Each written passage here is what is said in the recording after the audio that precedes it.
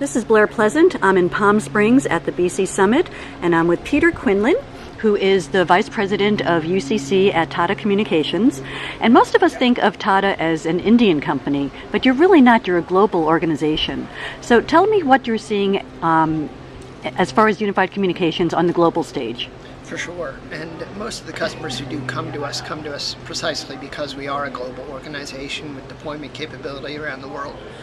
What we're finding with customers today is that really they've deployed UC&C applications, but capturing the return on their investment remains elusive. And sometimes that's because they don't have confidence or they haven't found the reliability that they need to in order to retire legacy systems. Sometimes they've struggled to implement some of the core functionality like enterprise voice or video. And sometimes it's just that the infrastructure wasn't quite ready and the network's not there, or a variety of pieces coming together haven't really gelled yet.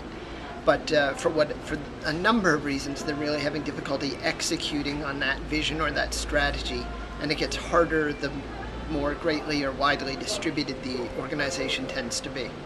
So what kind of solutions do they need that'll help them get to where they need to be?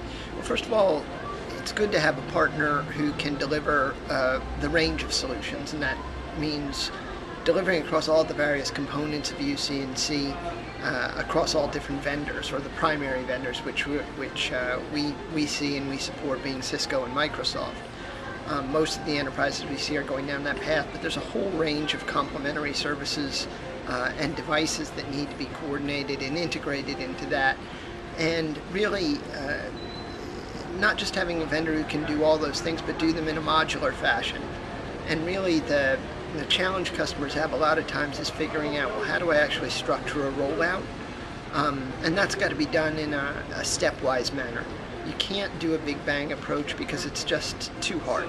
Your users will rebel if their user experience changes overnight too dramatically. It's too much risk for the average CIO to bear. You can't change everything because if one piece goes wrong, the whole thing fails, and it's a dent on your credibility at a minimum. And finally, you've got different components of what have traditionally been siloed infrastructure on differing stages of their depreciation cycle.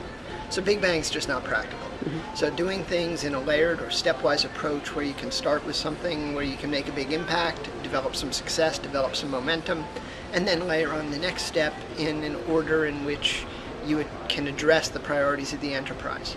And by doing it that way, you can manage risk, you can control your rollout to retire assets as they come to end of life, and you can gain acceptance and momentum by building upon successes and making life progressively better for your end user. That's a more practical solution.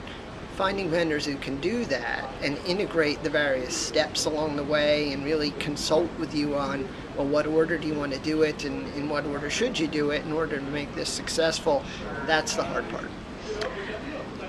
Is UC dead? Are you still seeing demand for UC? Or UC and collaboration? So I think the analysts have declared it's dead. I think rumors of its demise have been greatly exaggerated. By that I mean, I think analysts tend to be ahead of the curve, and that's their job, right? They're forward thinking. What we find is that a lot of enterprises are really at very nascent stages on that UC&C journey.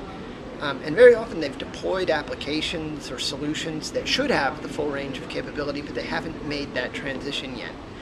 We still find customers, therefore, asking for UC&C, asking for help to get their arms around things and pull it all together. And I think the names may change, but the challenges are really still very real for the enterprise. And I think we're really just scratching the surface on that sort of plain vanilla application of UC&C.